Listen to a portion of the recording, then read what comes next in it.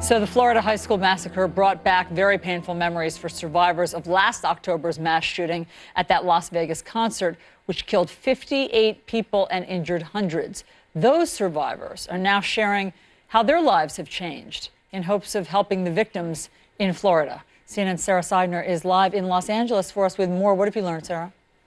Allison, the victims of the Vegas mass shooting say that their lives will never be the same, but they want the Parkland students to know healing is possible, though it may take a very long time.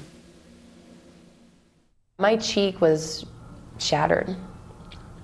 So my scar is my eyebrow, and then it goes over a little bit further. When you see somebody get shot in the head, you want to get involved. There was no life left in this boy that was with me. Gunfire altered all of their lives during the deadliest mass shooting in modern American history. Nearly 5 months later, the school shooting in Parkland, Florida, brought their terror right back. I had an automatic reaction. I couldn't control it. I went into the bathroom. I started vomiting. I was on the floor in a fetal position for 2 hours. They know what these children are going through and the long road to recovery. Mother of two Chelsea Romo still has many surgeries to get through after shrapnel tore through both of her eyes, initially blinding her. I thought about, as my daughter grew up, and not seeing her get married or seeing her become a woman and seeing her face as she matures, like, oh, it's crossed my mind. And that's why now I thank God every day. She is now laser focused on simply seeing her children grow. Survivors Heather Goose and Christine Caria are helping other survivors while nursing psychological wounds. Goose spent hours holding bullet-riddled strangers as their lives slipped away. He got shot in the back of the head, so I reached under and I was holding a jeans jacket to the back of his head. The jacket had dropped and my finger was in the bullet hole in the back of his head. Paige Melanson was hit in the elbow, her mother shot in the chest. She's still in the hospital, awaiting her 10th surgery.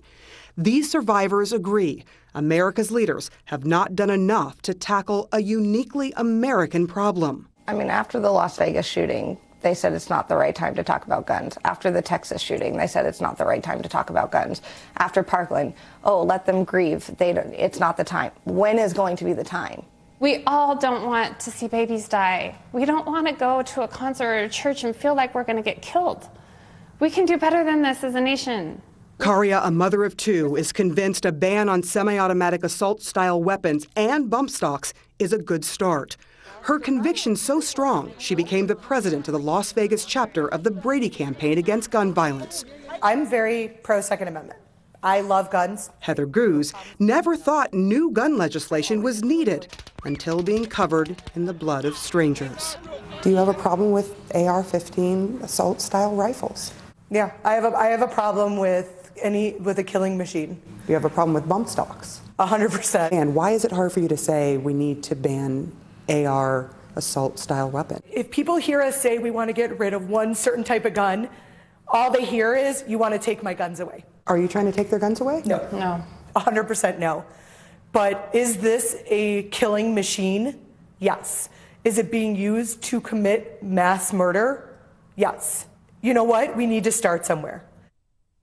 But not everyone who experienced that Vegas mass shooting believes that new gun legislation is the key. Heather Goose knows that all too well. She has lost friends over her new gun stance, and she says she has been feeling that spear of anger from trolls on the internet. Oh, Chris?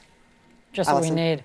Sarah, thank you so much. I mean, their voices are so important, and we hear this from the Newtown survivors as well. Every single mass shooting brings it all back, re-traumatizes them all over again. Nicole Hockley made the point of coming down to Florida because they're now part of this, obviously very tragic club. Yeah, a couple of Vegas survivors we're still in touch with, and they're having rallies and fundraisers to help raise money for the other victims. They've become a community, and there are two quick things. One, we've never seen a group of survivors from one of these shootings come out and say, you know what, we need more guns.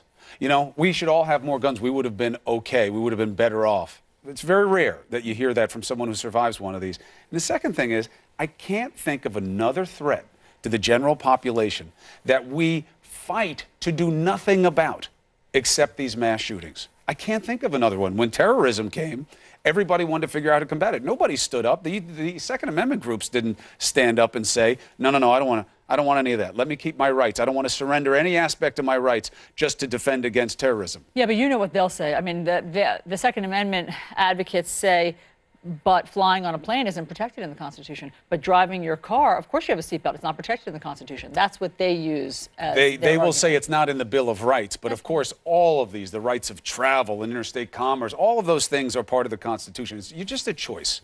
What do you want to do as a society? What do you want to be about? That's where we are right now. We're continuing to have these conversations. All right, so another aspect of this story that we're covering